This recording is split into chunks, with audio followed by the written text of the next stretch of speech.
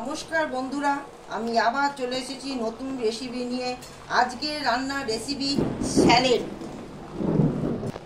বন্ধুরা, প্রথমে আমি দিয়েছি গাজর, টমেটো, শসা, মৌসুমী লেবু, কাঁচা আম, বিট, পেয়ারা, পাতিলেবু, পেঁয়াজ, কাঁচা লঙ্কা, এগুলো সব গোল করে কেটে নিয়েছি আমি।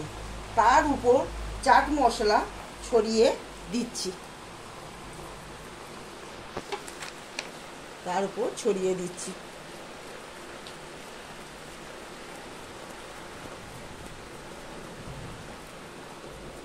আমার স্যালাড রেডি।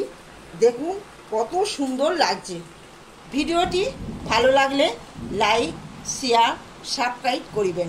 টাটা।